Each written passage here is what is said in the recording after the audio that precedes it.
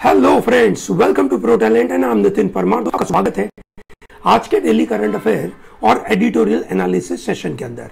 This is 12th May का module and I am sure आप लोगों ने एंजॉय किया होगा। हमने आपको जो कल 11th मई का कंटेंट दिया था रीडिंग करने के लिए और सेशंस देखने के लिए, and it was wonderful. I hope आप लोगों को मजा आया होगा। आज भी हम काफी डिटेल में हर छोटी छोटी चीजों के बारे में बात करेंगे जो हमें एग्जाम पॉइंट ऑफ व्यू जरूरी है, हमें दुनिया को जानने के लिए जरूरी है और हमें अपने आप को अपग्रेड करने के लिए जरूरी है। सो दोस्तों, I invite all of you to be part of pro talent on this CLAT 2022 online course. दोस्तों, ये ऑनलाइन कोर्स है, मजेदार है, साल भर का इंटरेस्टिंग वे में ये कोर्स बना के रखा हुआ है। दोस्तों, साइकोलॉजिकली जो भी आपको चैलेंजेस आते हैं, पढ़ाई के दौरान जो भी चैलेंजेस आते हैं, अलग अलग मेथड के द्वारा हम उन चैलेंजेस को ओवरकम करने की कोशिश करते हैं and we try to upgrade your capability.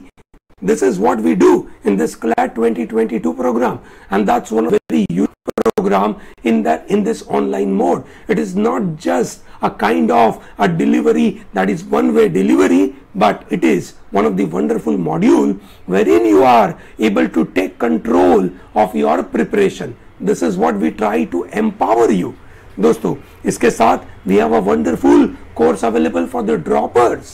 जो लोग इस साल अपना स्कोर बढ़ाना चाहते हैं, अपना रैंक बढ़ाना चाहते हैं और वो क्लैट में टॉप एनएलयू में जाना चाहते हैं, अगर आप ड्रॉपर हो दोस्तों, हम आपको इनवाइट करते हैं हमारे क्रैश कोर्स में ज्वाइन करिए। At the same time you can say if you are starter and you want to start now for the preparation, that's also possible. Okay, that's also possible. So do not miss out on this modules. Let's start to talk about आज का महत्वपूर्ण मुद्दा। दोस्तों, वी all नो that SEBI is a very important body in our country. In our country, we have a lot of regulators for banking related activities. ठीक है, we have, you can say, RBI available. For stock market related activity, we have SEBI. For pension and you can say, there is a pension, there is a separate regulatory body. For insurance, there is a separate regulatory body. So here we are talking about SEBI. दोस्तों, ये जो regulator है वो stock market का regulator है। क्या काम करता है? जो लोग, आप और मैं, जब कंपनियों में पैसा लगाते हैं, ये सुनो, तब हमारे पास मतलब ज्यादा इंफॉर्मेशन होती नहीं है। SEBI ensures enough information. SEBI ensures that when we put our money we are protected by the SEBI. दोस्तों, पिछले कुछ सालों में इंडिया में कंपनीज बदलती गई। दोस्तों, ये आपको पता होना चाहिए कि कंपनी बदलती है, ठीक है, जो उसका ओरिजिन होता है, वो जब बदलाव होता है तो उस बदलाव के अंदर सेबी क्या करता है ये समझना बहुत जरूरी है। क्या बदलाव हुआ? ठीक है दोस्तों, पहले ऐसा होता था कि देयर इज अ प्रमोटर, ठीक है, who are promoter, they are the people who start the company. For example, let's say Pro Talent, I am a promoter, ठीक है, along with me there are a couple of other members who started this company. They are called promoters, ठीक है, and then you progress further, you take more money from the people and you allow them to be shareholders, yes or no, ठीक है, and then you go to public, you allow more and more shareholders, yes or no, more and more shareholders, ठीक है, this is what you allow. But when you go for public, when you come up with your IPO, that is called initial public offering, the public must know who are the promoters, yes or no, because that's what they want to know. You can say कि वो किसके साथ business करने वाले हैं, ठीक है, this is very important, ठीक है। सो दोस्तों, लोगों को पता होना चाहिए कि हम किसके साथ काम कर रहे हैं। पर दोस्तों, जब बदलाव हुआ पिछले कुछ सालों में, ठीक है, इंडिया के अंदर जब नई नई कंपनियां आई, नई नई कंपनियां एक आइडिया स्टेज के ऊपर ही वो लोग पैसे लेकर आते हैं प्राइवेट इक्विटी फर्म से, वेंचर कैपिटलिस्ट से पैसे लेकर आते हैं। Now this private equity and venture capitalist are not necessarily the promoters, ठीक है, they are not necessarily promoters, ठीक है। सो अब प्रॉब्लम ये होने लगा दैट प्रमोटर्स कौन है वो आइडेंटिफाई करना क्लियर, मतलब बहुत ज्यादा कंफ्यूजिंग हो गया। क्यों? Because this people also give money in the initial stage, ठीक है। So that means promoter, private equity, venture capitalist वाले जो लोग हैं वो एक तरीके से मतलब मिक्स हो गए। पता ही नहीं चला ना कि शुरुआत किसने करी. Yes or no? We don't know that. Okay. So thereby they said कि now instead of promoters, let's talk about the people who are to be termed as controlling shareholders. दोस्तों ये शब्द बोलना बहुत जरूरी है. Okay, because when these new shareholders are going to come and invest in the company, they should know that they are, you can say, working with whom. ठीक है, they are working with which kind of people. Yes or no? And thereby it is better to term them as controlling shareholder rather than promoters, because promoter जैसा कुछ रहता ही नहीं है. ठीक है, जैसे नए नए स्टार्टअप है, housing.com हो गया, या for that matter any such kind of firms, what happens with them is, ठीक है, when they start from the start itself they take this funding from VC&P and thereby it is very you can say clear कि भैया ये controlling shareholder you can से कौन है वो identify करना जरूरी है, because they will be as good as promoter. ठीक है, but as we know that this people can come in at any point in time and they can, you can say, leave at any point in time. Private equity company एक आई, फिर उसने किसी और को अपना share बेच दिया, फिर किसी और को उन्होंने बेच दिया. सो एक तरीके से कंट्रोलिंग शेयर होल्डर के लिए कुछ नए कंसेप्ट लगाने पड़ेंगे which is called lock in period, कि भैया आप मिनिमम इतने समय के लिए पैसे लगाएंगे. Yes or no? So these are the kind of changes which are coming up. So regulator says that with PE and institutions in control becoming difficult to identify promoter groups, and that is creating trouble to shareholders. Or I think ये जो method इन्होंने करी, I think that's better. Okay, ठीक है, controlling shareholder बोलना is far more better than you can say telling promoters. ठीक है, चलिए great है दोस्तों. So in future you're going for you can say your law practice and you are going to work with companies, you need to know that earlier people were terming them as promoter, now they are terming them as controlling shareholders. और controlling shareholder के साथ क्या दुनिया बनती है ये आपको पता होनी चाहिए. ठीक है, I think this is pretty clear. Great दोस्तों. अब बात हो रही है कि किस तरीके से ये जो सेकेंड वेव है उसके लिए क्या काम करना चाहिए. ठीक है, फॉरगेट अबाउट ब्लेम गेम. कुछ लोग है ना मतलब अपने धर्म को ध्यान रखते हुए बोलते हैं कि जब सरकार ने एक ऐसे मरकज के ऊपर हल्ला किया था तो अब 1000 वीडियो बना के ये बोलते हैं कि भाई है ना तुम्हारे कुंभ मेले की वजह से प्रॉब्लम हुआ.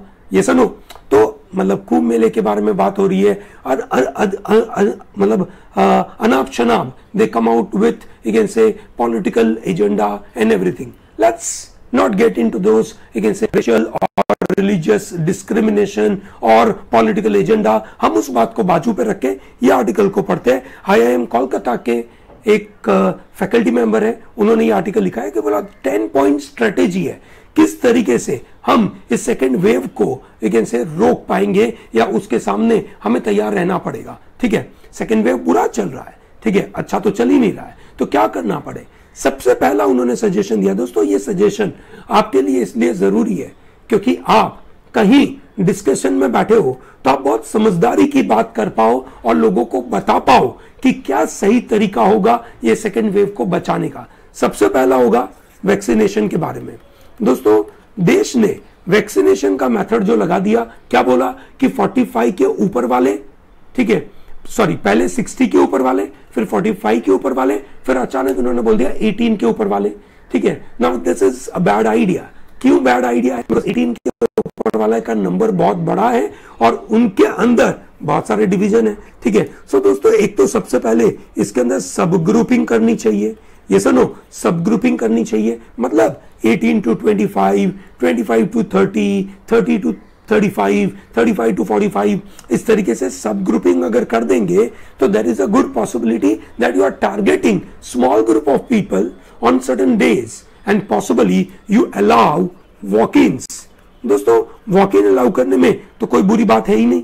ये सुनो, वॉक इन अलाउ करना इज नॉट अ बुरी बात. अभी प्रॉब्लम ये हो जाता है कि इतने सारे लोगों को ऑनलाइन बुकिंग करवाना और सब लोगों के पास सही तरीके का फोन, सही तरीके का इंटरनेट हो जरूरी नहीं है. ये सुनो, सो स्पेशली जो गरीब लोग हैं, जो दूर दूर कहीं रहते हैं, उनके लिए हालत खराब है. यस और नो, ठीक है। In fact the people who need the most are not getting. तो ये सब ग्रुप को डिवाइड करना चाहिए, सबसे पहला काम ये करना चाहिए, ठीक है। सो this is very important and allowing walk in. दोस्तों जब हम वॉक इन अलाउ करने का बोलते हैं, so then we need to ensure that we should have, you can say, better supply chain, ठीक है। दोस्तों अभी प्रॉब्लम ये हो गया है कि सरकार ने, ठीक है, पहले खुद प्रोक्योर करती थी केंद्र सरकार, सेंट्रल गवर्नमेंट, अब उन्होंने बोल दिया कि स्टेट गवर्नमेंट उसको प्रोक्योर करे।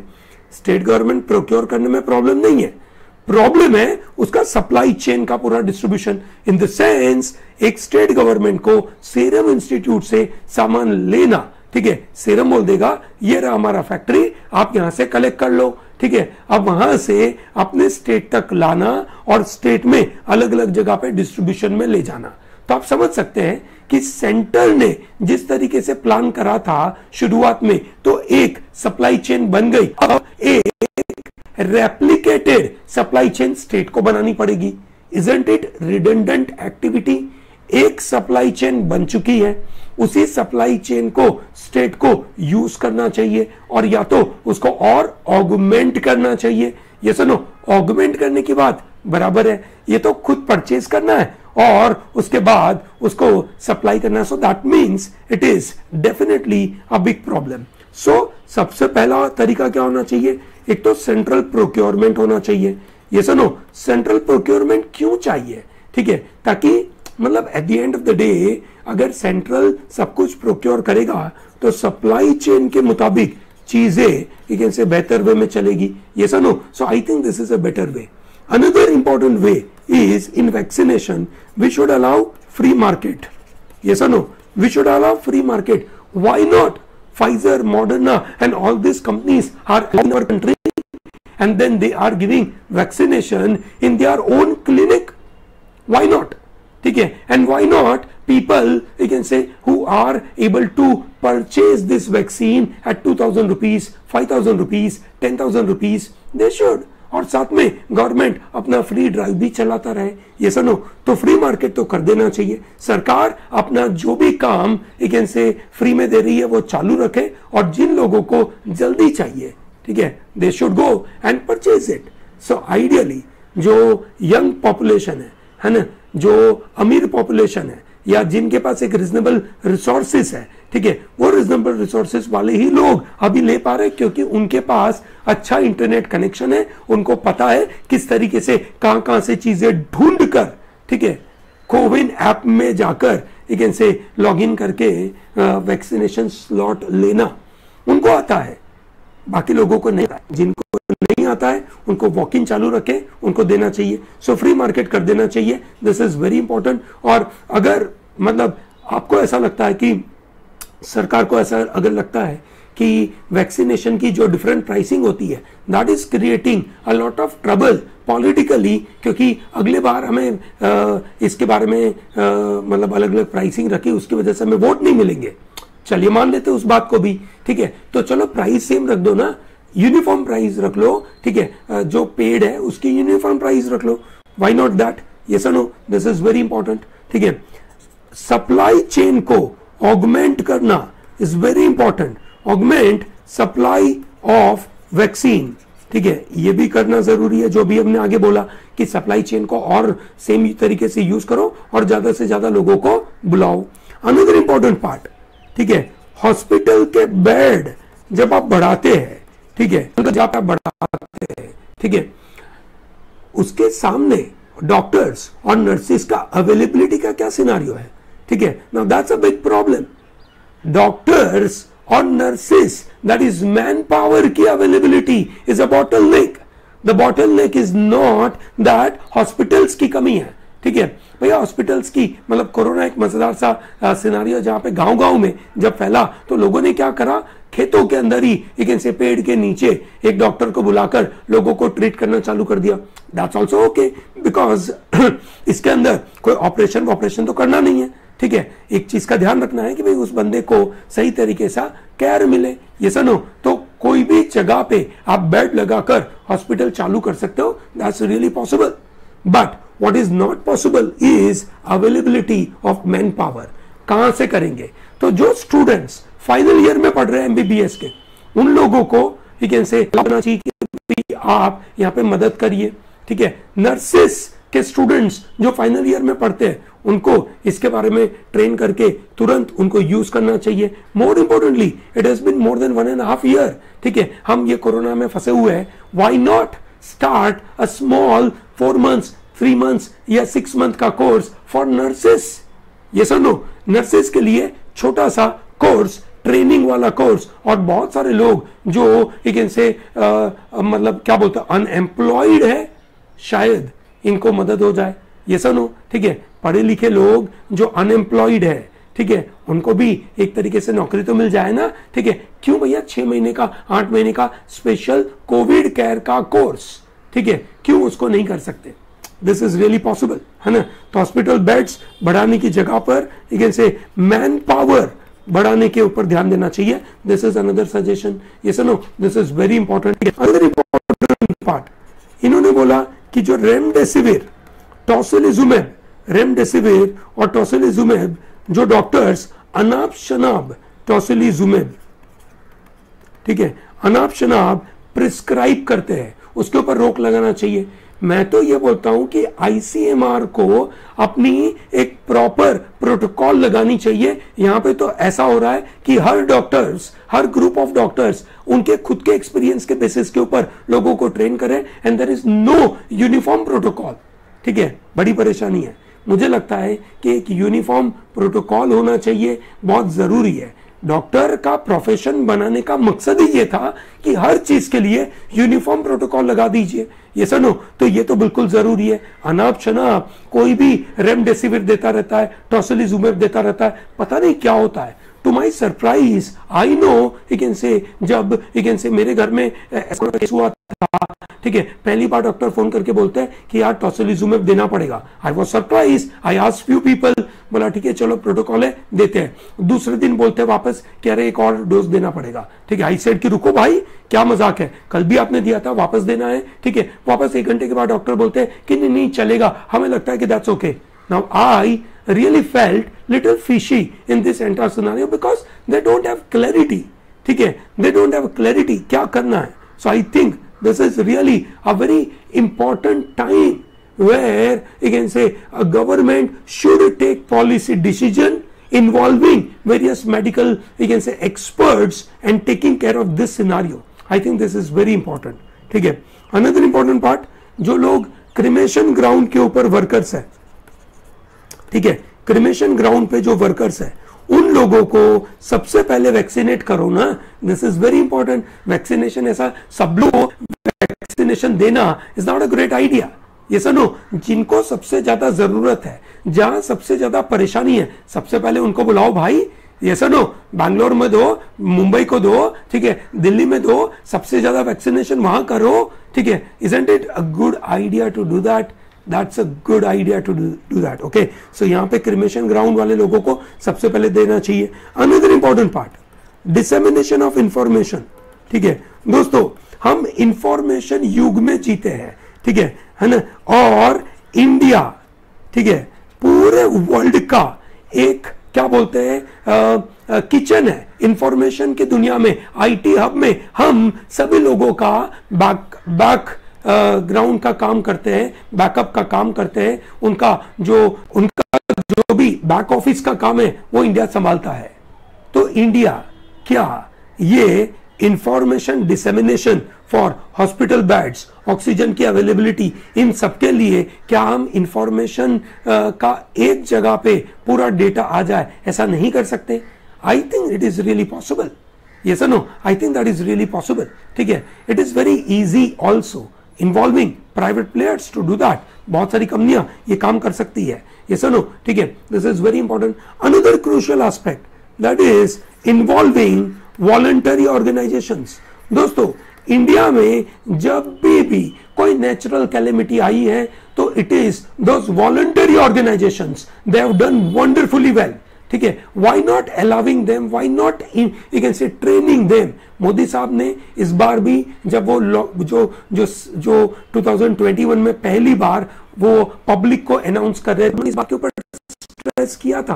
पर जब तक उसको प्रॉपर गाइडलाइन नहीं मिलेगी ये एक्टिविटी अच्छी तरीके से चलेगी नहीं। और 10वां सजेशन है इनका that pool resources from everywhere, whether it is you can say foreign country और सेंट्रल गवर्नमेंट और स्टेट गवर्नमेंट, सभी पुल रिसोर्सेस करने चाहिए और ये बिल्कुल जरूरी है। अगर ये नहीं किया तो therefore there is definitely we are going to look for a very long duration second wave.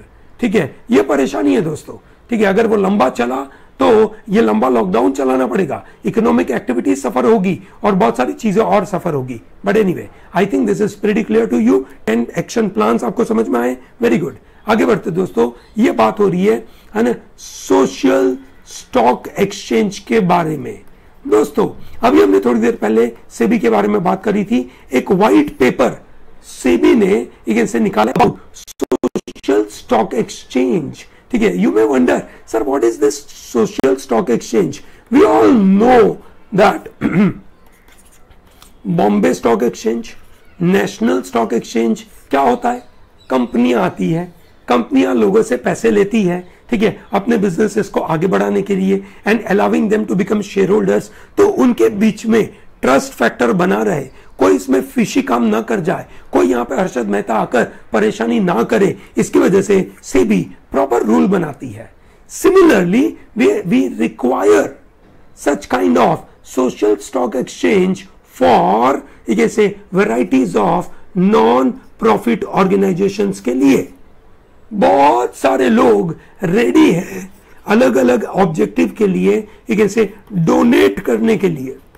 ये सुनो दोस्तों, अचानक से आपको पता चल जाए कि कहीं नेचुरल कैलेमिटी आई है और लोग आपसे पैसे मांगे, तैयार हो?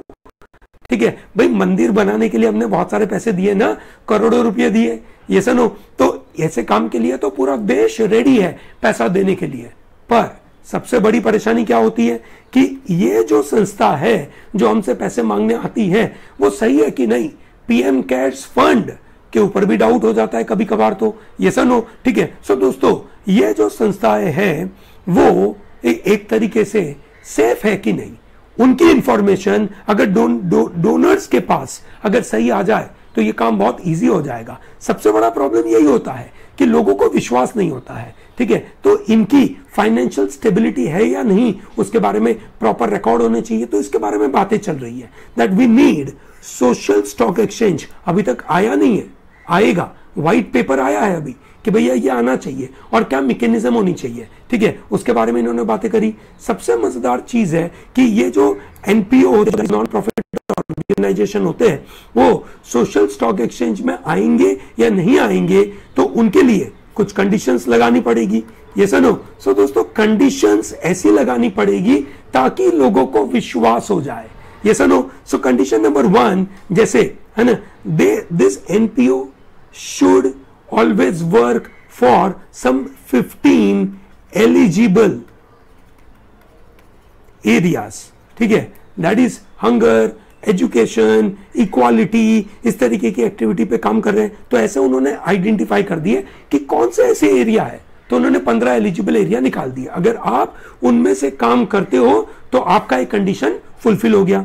दूसरा कंडीशन, ठीक है, दे शुड टारगेट, ये एलिजिबल एरिया में आप काम करते हो पर आपका टारगेट ऑडियंस कौन होना चाहिए? That is you can say underserved, जिन लोगों को सर्विस नहीं है, अंडर सर्व और लेस प्रिविलेज्ड पीपल, आप उनके लिए काम कर रहे हो। ये सुनो, ठीक है, चलिए ग्रेट। और वो भी आप कितना काम करते हो? आपकी एनपीओ का 67% work should be devoted for this people. मजेदार सी कंडीशंस है। ये सुनो, ये उसके साथ साथ कुछ फाइनेंशियल फिल्टर भी लगाने पड़ेंगे कि भैया 50 लाख से ज्यादा का अगर आपके पास कैश फ्लो है तो भैया आप सोशल स्टॉक एक्सचेंज में अपने आप को लिस्ट कर सकते हो। ये सुनो, 3 साल से ज्यादा आप काम करते हो तो लिस्ट कर सकते हो। सो दिस इज वंडरफुल, है ना। ये सब चीजें करनी चाहिए तो जाकर इन फ्यूचर ऐसे कोई पैंडेमिक हमें अटैक करेंगे तो there are lot of non profit organisations, they may possibly help. दोस्तों आपको याद होगा कि जो कोरोना की शुरुआत में गवर्नमेंट ने फॉरेन कंट्रीब्यूशन रेगुलेशन एक्ट के द्वारा बहुत सारे एनजीओ के पर काट दिए थे। ये सुनो, एफसीआरए के द्वारा उनको रोक दिया गया था that they can not take funding from foreign sources. तो काफी दिक्कतें हुई थी दोस्तों, and that way it is definitely a problem. ठीक है, अनदर क्रिटिसिज्म, ठीक है, on the government about mishandling corona.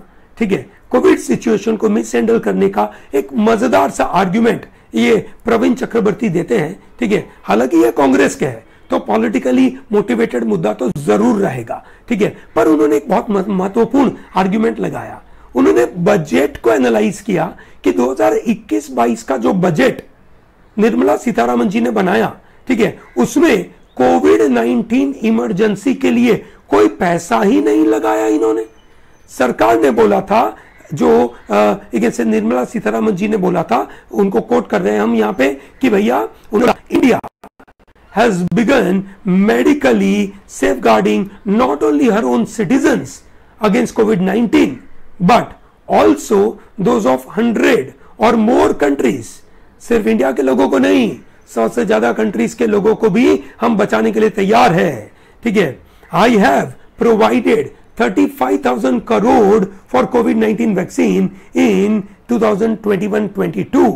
ठीक है, ये उन्होंने बोला कितना पैसा देना है, 35,000 करोड़ रुपया उन्होंने असाइन करने के बारे में बात करा। ये निर्मला सीतारमण जी ने बोला। ठीक है, ये पूरा कहानी था कोरोना वैक्सीन के बारे में। ठीक है, हालांकि दूसरे चीजों के बारे में कोई बात नहीं थी, ना ऑक्सीजन का सप्लाई के बारे में बात किया गया, ना हॉस्पिटल बेड बढ़ाने के ऊपर बातें किया गया, कोई बातें नहीं किया गया। ठीक है, सबने बजट सुना था, किसी ने उस बजट को इस तरीके से एनालाइज नहीं किया। सही बात है, आर्ग्यूमेंट। ठीक है, जब ये आर्ग्यूमेंट आया है ना, जब ये आर्ग्यूमेंट आया, निर्मला सीतारमण जी ने रिस्पॉन्ड किया कि ये 35,000 करोड़ रुपया जो हमने बनाया दैट इज फॉर वैक्सीनेशन, पर ये पैसा हम कोविड के दूसरे एक्टिविटी के ऊपर भी हम यूज कर सकते हैं। ठीक है, चलिए मान लेते हैं इस बात को कि कोविड वैक्सीनेशन का ये पैसा है जो कोविड रिलेटेड प्रोविजन के लिए यूज कर सकते हैं। ये सुनो, बिल्कुल कर सकते हैं, कोई प्रॉब्लम नहीं है। ये सुनो, पर भैया जब अगर आप ये दूसरे प्रोविजन के लिए यूज करोगे, ठीक है, तो आप किस हेड में करोगे, है ना? क्यों हेडिंग जरूरी है? मतलब यहां से ये पता चलता है कि सेंट्रल गवर्नमेंट खर्चा करेगी या सेंट्रल गवर्नमेंट इसमें से लोगों को, दैट इज स्टेट गवर्नमेंट को पैसा देगी, है ना? ये 35,000 करोड़ में से स्टेट गवर्नमेंट को कुछ मिलेगा कि नहीं मिलेगा?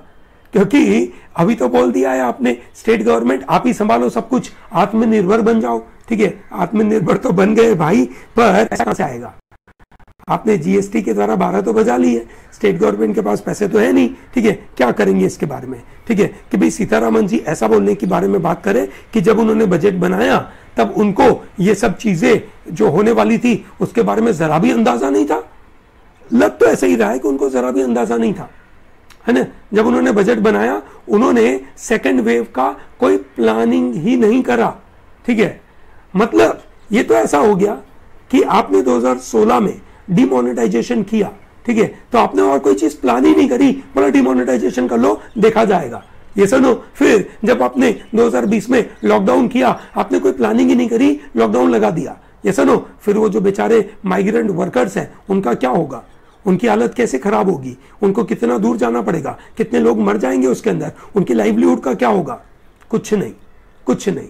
सिमिलरली ये बजट के अंदर भी फ्यूचर प्लानिंग नाम की कोई चीज ही नहीं है। ठीक है, कोई प्लानिंग ही नहीं है। वैक्सीन एक पब्लिक गुड है, उसके बारे में भी कोई प्लानिंग नहीं है कि क्या करें। और सिमिलरली बजट के अंदर भी इन्होंने कोई प्लानिंग नहीं करी। ये सुनो, and that way it is a big issue. ठीक है, हम एक और मुद्दा उठाएंगे आज। ठीक है, जब निर्मला सीतारमण जी को बोला गया था कि भैया ये वैक्सीन्स और कोरोना रिलेटेड ड्रग्स है उसके ऊपर से जीएसटी हटा दीजिए, जीएसटी क्यों रख रहे हैं? ठीक है, हम बात करेंगे कि जब सरकारी सब खरीद रही है ना, सरकारी कोरोना का वैक्सीन खरीद रही है और लोगों को सरकार बोलती है आप सबको फ्री में वैक्सीन मिलेगा, तो बीच में जीएसटी रखने का क्या मतलब, है ना? हम बात करेंगे उस मुद्दे के ऊपर। चलिए एनीवे आगे बढ़ते दोस्तों, एक मजेदार सा न्यूज आया था। एंटी टेररिस्ट स्क्वाड ने, ठीक है, 7 किलो का यूरेनियम जो करीबन 21 करोड़ रुपए का होता है, वो स्क्रैप डीलर से उन्होंने पकड़ा और उन दो लोगों को उन्होंने पकड़ के जेल में डाला। ठीक है, तो दोस्तों ये एग्जैक्टली क्या है? So we all know uranium, है ना, हमें पता है कि uranium is used for making atomic bomb.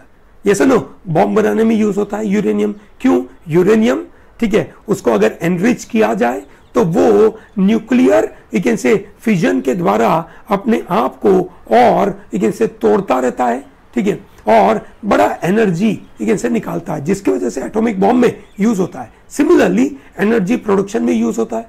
ये सुनो, ठीक है, हमने देखा है बहुत सारे जो न्यूक्लियर पावर प्लांट है उसमें यूरेनियम ही यूज होता है। ये सुनो, ठीक है, that is what it is used. It is also used as a shield against radiation. ठीक है दोस्तों, uranium is used as a shield against radiation. ठीक है, कहां पर? मेडिकल इक्विपमेंट में। ठीक है, मेडिकल इक्विपमेंट में जब रेडिएशन होता है, थर्मल रेडिएशन होता है, मैग्नेटिक, बहुत सी चीजों में जरूरत पड़ता है। ठीक है, तो उसके अंदर शील्ड की तरीके से यूज होता है, because uranium has a characteristic. ठीक है, uranium has a characteristic to absorb radiation. Uranium मिलता कहां से दोस्तों? ये जनरली रॉक्स, है ना, पत्थरों के अंदर पाया जाता है। ठीक है, उनमें से निकाला जाता है। देश में कुछ लिमिटेड जगह पे से यूरेनियम मिलता है। It is also used as a counter weights in the industry. ठीक है, it is used as a counter weight, मतलब एरोप्लेन, जहाज, बड़े बड़े व्हीकल्स होते हैं उसके अंदर, ठीक है, जो वेट का काउंटर वेट करना होता है। ठीक है, कि कहीं पे कोई चीज का वजन बढ़ गया तो उस काउंटर वेट की तरीके से इसको यूज किया जाता है। इस इंडस्ट्री में रेडियो डेटिंग में यूज किया जाता है, फर्टिलाइजर में यूज किया जाता है। ठीक है, रेडियोमेट्रिक डेटिंग मतलब कोई चीज का एज कितना है वो निकालने के लिए ये यूज होता है। हालांकि ये जो स्क्रैप डीलर थे उनके पास 2 साल ट्रक आया, ट्रक में उनको पता नहीं था क्या सामान है, उनके पास आ गया। ठीक है, अब उन्होंने अपने पास रख दिया। ठीक है, रखने के बाद जो मेन डीलर था उसने वहां पे जानने की कोशिश करी कि ये जो सामान आया है उसके अंदर कुछ अलग मटेरियल दिख रहा है, and then he checked it with some people and he got to know it is uranium. So he stored it at his own place. ठीक है, और उसको पता था कि ये जो कुछ इंडस्ट्री में काउंटर वेट की तरीके से यूज होता है, दैट इज एरोप्लेन और जहाज बनाने वाली इंडस्ट्री में, तो उसने सोचा कि हम उसको बेचेंगे। ठीक है, तो उसने कुछ समय के बाद अपने दोस्त से बात करी और ये दोनों लेकर उसको बेचने के लिए निकले। इंडस्ट्री लेती है, क्यों लेती है? सस्ते दाम पे मिलेगा। 21 करोड़ में बेच रहे थे। ठीक है, ओके, और सॉरी, ये लोग बेचने वाले थे करीबन 8 करोड़ में, जिसका वैल्यू 21 करोड़ का था। ठीक है, ऐसा होने लगा।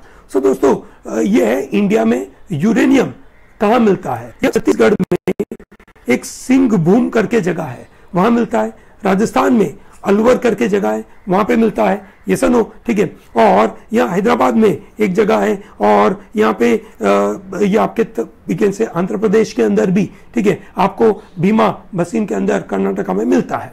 कर्नाटका है नॉट आंध्र प्रदेश। ठीक है, वहां पे मिलता है। ठीक है, हमारे यहाँ पे बहुत सारी पोटेंशियल यूरेनियम बेल्ट है, मिलने के लिए कुछ लिमिटेड जगह पे मिलता है। ठीक है दोस्तों, इंडिया में क्या लॉ के रूल्स है इसके बारे में?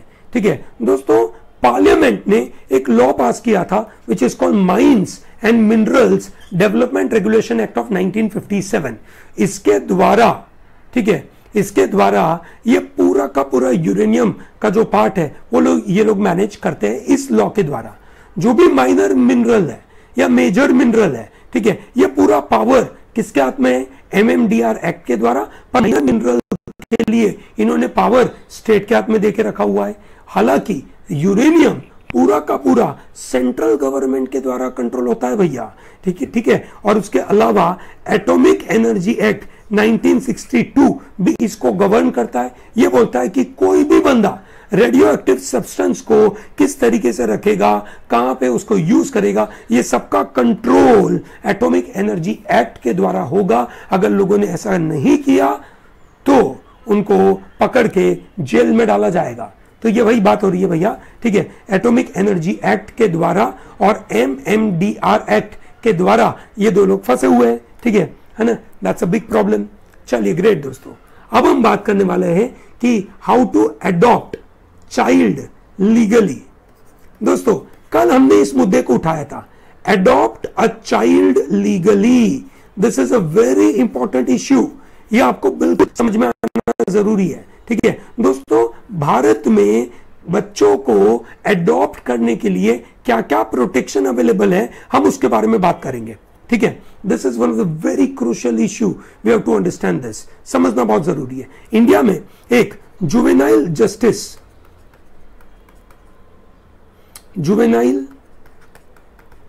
Justice care and protection of children act है।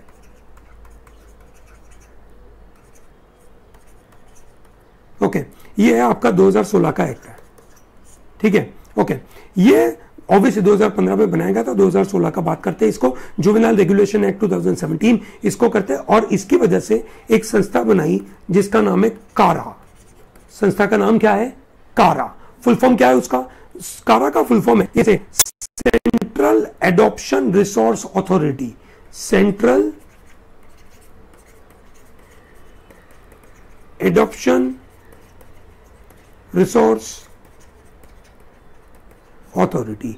यह रेगुलेट करती है, मॉनिटर करती है जो भी इंडिया में मतलब बच्चों का एडॉप्शन होता है उसके लिए। तो अगर आपको बच्चा एडॉप्ट करना है तो आप जाएंगे कारा में। दोस्तों, ये अभी जो सिनारियो चल रहा है, ठीक है, वहां पे लोग घर पे बैठे हुए हैं, ठीक है, और बहुत सारे बच्चे जो अनाथ हो रहे हैं, अनाथ हो रहे हैं, उनको एडॉप्ट करवाना तो बिल्कुल जरूरी है। पर ये एक ऐसा समय है जहां पे घर पे बैठे बैठे लोगों को इमोशनली, ठीक है, बिल्कुल यू कैन से कैप्चर किया जा सकता है, ऐसे ऐसे वीडियो बनाकर, ऐसे ऐसे सेंटेंसेस लिख कर, ऐसी ऐसी वेबसाइट बनाकर, ताकि जो वल्नरेबल लोग हैं इस बात को मान ले and then they are captured, ठीक है, एंड दे आर सोल्ड। बच्चे, ह्यूमन ट्रैफिकिंग होता है, एडॉप्शन नहीं होता है, फिर ह्यूमन ट्रैफिकिंग होता है। ठीक है दोस्तों, ये समझना बहुत जरूरी है। कारा इज एन इंपॉर्टेंट बॉडी। उसके साथ साथ दोस्तों, India is also signatory to Hague convention. एक हेग कन्वेंशन है, इंडिया उसका सिग्नेटरी है। ठीक है, हेग कन्वेंशन है which is protection of children and cooperation in respect of, you can say, inter country adoption. ठीक है, ओके, इंटर कंट्री एडॉप्शन के लिए एक कन्वेंशन है, उस कन्वेंशन का इंडिया मेंबर है। इंडिया अगर मेंबर है तो ऑटोमेटिकली इंडिया को ऐसे लॉ बनाने पड़ेंगे, ये सुनो। ठीक है, इसके अलावा हमारे यहाँ पे अगर ये juvenile justice care and protection of children act है, वो देखा जाए तो एक तरीके का सेक्युलर एक्ट है। ठीक है, सेक्युलर एक्ट है। ठीक है, मतलब कोई धर्म के मुताबिक इसमें कोई बदलाव नहीं है। हालांकि हिंदू लॉ के मुताबिक एडॉप्शन के अंदर कुछ कंडीशंस आपको फुलफिल करनी पड़ेगी, ये सुनो। ऐसा ही अलग अलग धर्म में आपको एडॉप्ट करने के लिए कुछ कंडीशन लगानी पड़ेगी। इस लॉ में कोई कंडीशन नहीं है, but there is a condition, ठीक है, about adoption within a particular religion. ठीक है, तो ये थोड़ा सा कॉम्प्लेक्सिटी क्रिएट करता है, but it is not that complex. ठीक है, कि भैया अगर मानो कोई एक मेल हिंदू है, अगर वो एडॉप्ट करता है किसी को, ठीक है, तो उसको अपनी वाइफ का परमिशन चाहिए, यस और नो। और अगर वो फीमेल एडॉप्ट करना चाहते हैं तो वाइफ का permission all the more important है। ठीक है, तो उस तरीके से बहुत सारे कंडीशंस होते हैं जो इनको करने की जरूरत है, और उसके प्रोसीजर फॉलो करना बहुत जरूरी है। ठीक है, so there are procedure mention in CARA. ठीक है, that is you should know. Okay, there is a Hague convention on inter country adoption, ये करना बहुत जरूरी है। और juvenile justice care and protection of children act 2016, that is what you should know from this. Okay, चलिए, great दोस्तों।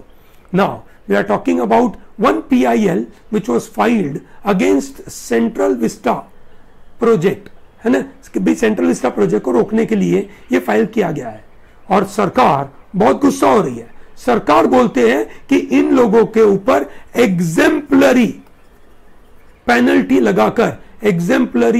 लगाकर इस प्ली को, है ना, खारिज कर दिया जाए। ये बोलते हैं कि इनका इंटेंशन और जो मोटिव है वो बुरा है। ठीक है, कैसे बुरा है देखते हैं।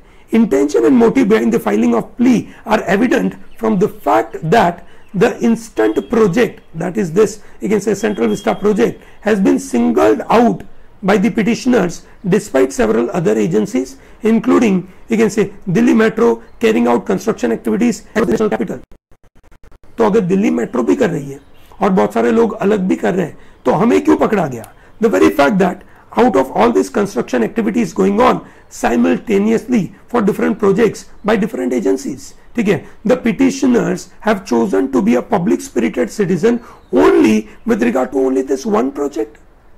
इंडिया में या दिल्ली में बहुत सारे प्रोजेक्ट चल रहे हैं, ठीक है, उसके ऊपर भी अनाप शनाप खर्चा हो रहा है, ये सब नो, ठीक है, दिल्ली मेट्रो का भी कोई काम चल रहा होगा, ठीक है, यहाँ सूरत में एक मेट्रो का काम चल रहा है, वो भी कुछ 1200 करोड़ रुपए का काम है, वो चालू हो रहा है, ये सब नो, वो बुलेट ट्रेन का प्रोजेक्ट चल रहा है, एक्सप्रेस हाईवे के प्रोजेक्ट चल रहे हैं, ये सब प्रोजेक्ट चल रहे हैं, ये सब नो, ये सभी प्रोजेक्ट्स चल रहे हैं और हम ये जो पिटिशनर है उन्होंने सिर्फ एक ही प्रोजेक्ट के ऊपर फोकस किया, विच मीन्स उनका इंटेंशन गलत है, उनका मोटिव गलत है, ठीक है, तो ऐसा उन्होंने आर्ग्यू किया।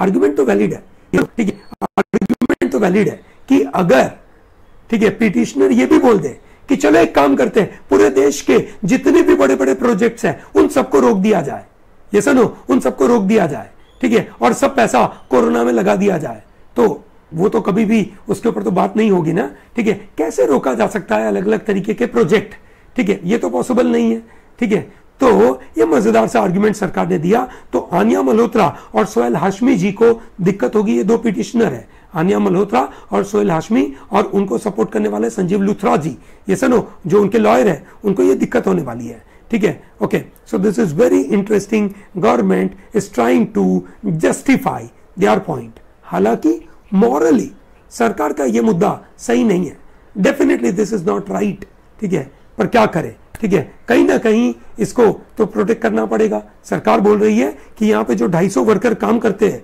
उन 250 वर्कर के लिए हम कोरोना प्रोटोकॉल लगा के रखे हुए हैं, उनके लिए स्पेशल RT-PCR का लैब वहां पे बना के रखा हुआ है, बहुत सही बात है, RT-PCR का लैब आप यहाँ पे सेंट्रल विस्ता प्रोजेक्ट के लिए लगा पाए, हरिद्वार में जो आपका कुंभ मेला हो रहा था वहां पे आप नहीं लगा पाए, ठीक है, क्या मजाक है, चलो एनीवे, ठीक है, बट एनीवे सरकार का अपना आर्ग्यूमेंट और दुनिया कैसे चल रही है, हमारा मतलब है हमें सीखना है कि दुनिया में चल क्या रहा है, लोग आर्ग्यू कैसे करते हैं, ये समझना बहुत जरूरी है, ठीक है दोस्तों।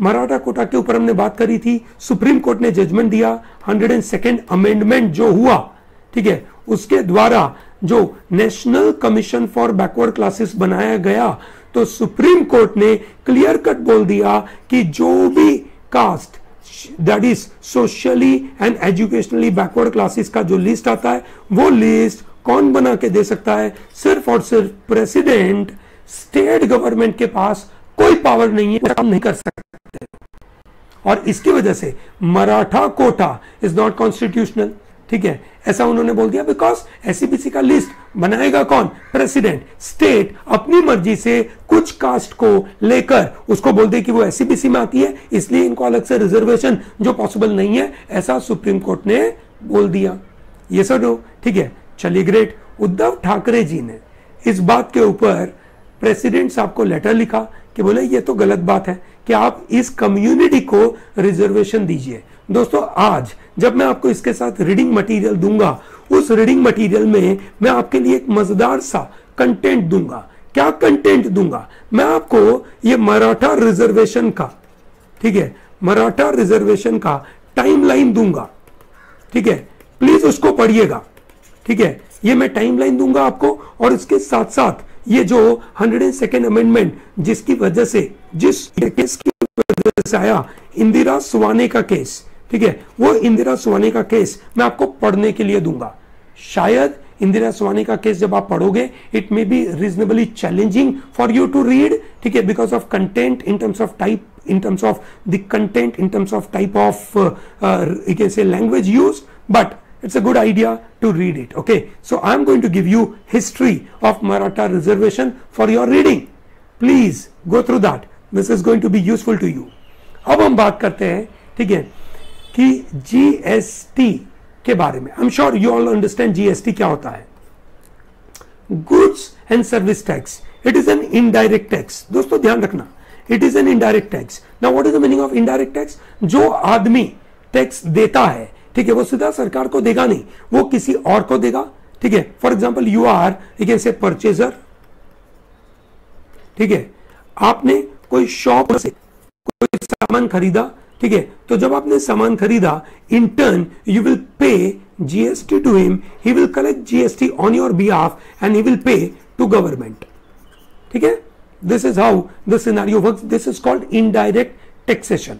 ठीक है, चलिए ग्रेट। अब जीएसटी के अंदर मजेदार सी चीज होती है। फॉर एग्जाम्पल कोई भी सामान बनाने के लिए ऐसा तो नहीं होता है कि एक बंदे से रॉ मटेरियल लिया और मैंने प्रोसेस करके आपको दे दिया। बहुत सारे साइकिल इन्वॉल्व होते हैं, बहुत सारे लोग इन्वॉल्व होते हैं। मतलब एक बंदे ने कुछ सामान दिया, उसके ऊपर कोई प्रोसेसिंग हुआ, फिर वापस उसके ऊपर कोई और प्रोसेसिंग हुआ, फिर और कोई प्रोसेसिंग हुआ। ठीक है, फाइनली जो बंदा सामान बनाता है उसके पास, ठीक है, अलग अलग जगह से ऐसा एक पूरी वैल्यू चेन से सामान बन के आता है और वो फाइनली सामान बना के आपको और मुझे सामान देता है। फॉर एग्जाम्पल लेट्स से आपके पास जो आपका फोन है, पता नहीं कहां कहां से क्या क्या उसका रॉ मटेरियल होगा, कहीं से उसका सिलिका का रॉ मटेरियल आया होगा, कहीं पे उसका एल्यूमिनियम का रॉ मटेरियल आया होगा, कहीं पे उसके साथ एक से प्लेटिनम गोल्ड का रॉ मटेरियल कहीं से लाया होगा, किसी ने डिजाइन बनाई होगी, मतलब क्या से क्या बना के रखा होगा, किसी ने सॉफ्टवेयर बना के दिया, मतलब कितनी सारी वैल्यू चेन आएगी। ठीक है, हमारी जो फाइनेंस मिनिस्टर है निर्मला सीतारामन जी, उनके ऊपर जो ममता बनर्जी वेस्ट बंगाल के सीएम थे, उन्होंने लास्ट सैटरडे को बोला था कि मैडम जी आप ये जीएसटी है ना हटा दीजिए ना, आप जीएसटी नहीं हटाओगे तो कितनी बर्बादी होगी, वैक्सीन से हटा दीजिए, यस नो, और कोरोना के रिलेटेड जितने भी ड्रग्स है उसके ऊपर हटा दीजिए। ठीक है, निर्मला सीतारामन जी ने बोला कि ऐसा नहीं कर सकते, क्योंकि अगर हम जीएसटी हटा देंगे, ठीक है, ओके, जीएसटी फॉर एग्जांपल किससे हटाएंगे, जो फाइनल मैन्युफैक्चरर है सीरम इंस्टीट्यूट से। हमने बोला कि इनके ऊपर जीएसटी नहीं लगेगा, तो सीरम इंस्टीट्यूट ने जो प्रीवियस लोगों को है ना खरीदने के टाइम पे जो जीएसटी देके रखा होगा, उसको इनपुट टैक्स क्रेडिट कैसे मिलेगा। What is input tax credit? भैया सीरम इंस्टीट्यूट ने इन सब लोगों से जब सामान परचेस करा तब उसने उनको जीएसटी पे करा होगा, और जब वो लोगों को सामान बेचेगा तो वहां से, ठीक है, उसको भी वो जीएसटी लोगों से कलेक्ट करना होगा। तो जो जीएसटी लोगों से कलेक्ट करेगा, ओके, तो वो कलेक्ट करने वाला पार्ट इसमें से वो माइनस करेगा। ठीक है, तो इफेक्टिवली वो कम जीएसटी कंज्यूमर से कलेक्ट करेगा।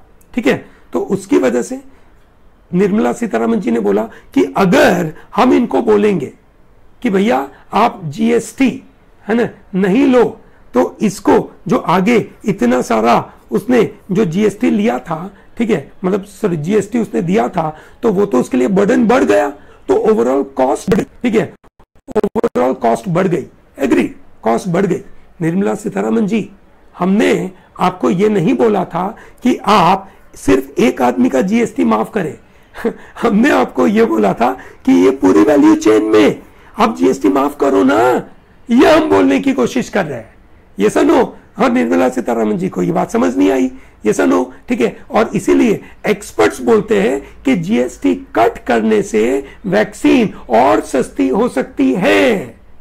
क्यों नहीं, सबसे बड़ी बात। और दूसरी बात, भाई मेरे को यह समझ नहीं आता कि वैक्सीन के ऊपर जीएसटी रखने का मकसद क्या है, कि जब सरकार यह बोल चुकी है सुप्रीम कोर्ट के अंदर कि हम पूरे इंडिया के लोगों को वैक्सीन फ्री में देंगे, है ना, ये बोल चुकी है, मतलब आप ही खरीद रहे हो लोगों से, ठीक है, आपने जीएसटी लगाया, आप ही सीरम इंस्टीट्यूट से सामान खरीद रहे हो, ये सुनो, और आप ही उसको कंज्यूम कर रहे हो, ये सुनो, और आप बोलते हो कि भैया जीएसटी तो रखना पड़ेगा। मतलब आप कर क्या रहे हो, है ना, आप कर क्या रहे हो?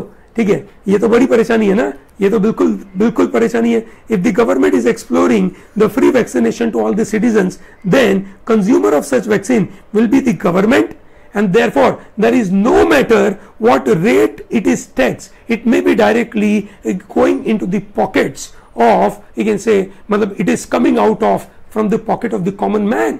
मतलब सरकार हमसे ही पैसा टैक्स कलेक्ट कर कर हमारा ही पैसा वैक्सीनेशन खरीदने में डाल रही है, और फिर उसके ऊपर भी जीएसटी।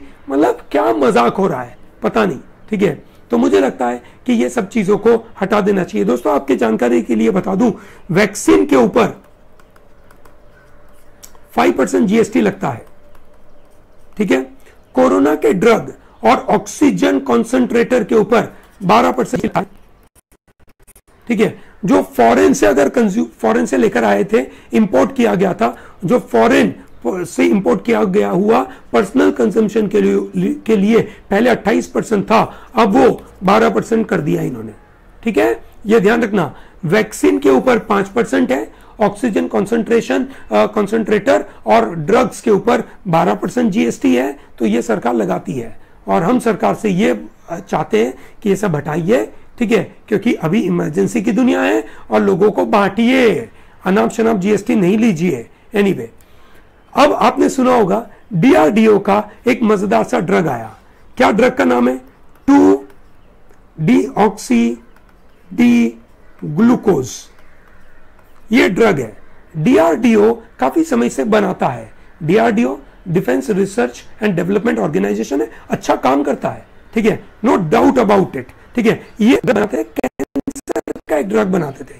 क्या करता था ये, ठीक है, कैंसर का ये ड्रग था, ठीक है भैया। जहां जहां जिस सेल में कैंसर लगा है, तो सेल की सर्वाइवल किसके ऊपर होती है दोस्तों? सेल किसके ऊपर जीता है? ग्लूकोज उसको मिल जाए।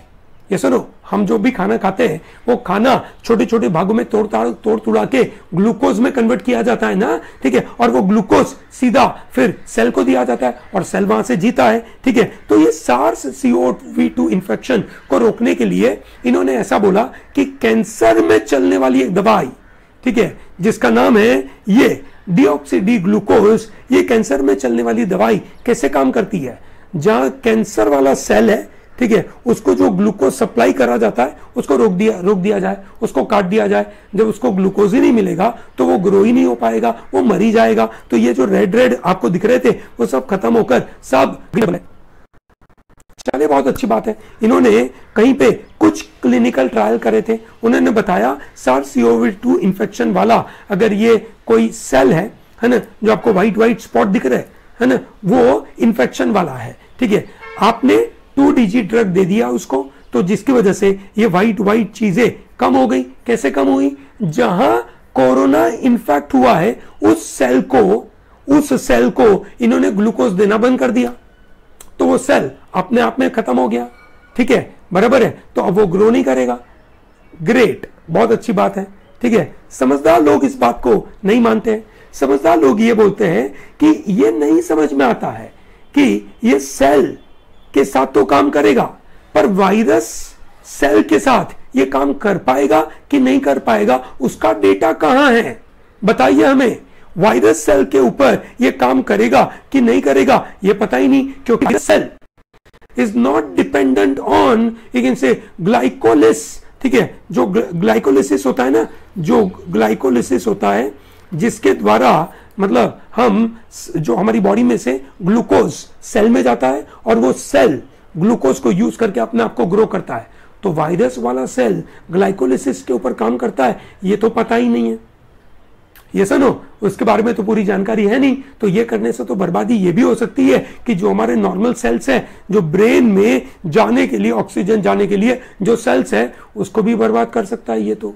ये सुनो, तो ये एक कुछ क्वेरीज हैव बीन रेज्ड, ठीक है, एंड फ्लैग एक्सपर्ट लोगों ने इसके ऊपर लगाया कि भैया ये ह्यूमन ट्रायल करो, और अगर आपने ह्यूमन ट्रायल कर चुके हो, ठीक है, तो उसका डेटा बताओ। डेटा तो है नहीं, ठीक है। तो ये है भैया, ये नाम याद रखना, 2-डीऑक्सी डी ग्लूकोज। क्या मेथड करता है वो मैंने आपको बताया, ठीक है। I hope great. दोस्तों, जेरूसलम में क्या हो रहा है? कल हमने बात करी थी दोस्तों, जेरूसलम में क्या हो रहा है। दोस्तों, जेरूसलम में जो दिक्कतें हो रही है, ठीक है, उसका ओरिजिन हो रहा है 1967 में जो वॉर लड़ी गई थी उसके बारे में, उसके साथ कनेक्टेड है। 1967 6 दिनों की वॉर करी गई थी और उस वॉर के अंदर Israel captured east Jerusalem from Jordan से इन्होंने अपने पास ले लिया और वहां पे उन्होंने जूइश एजेंसीज लगाना चालू कर दिया। There were some Palestinian people were living in this East Jerusalem. I am sure दोस्तों, Jerusalem is a very important area, everyone knows. ये सुनो, कल मैंने बताया था इस्लाम,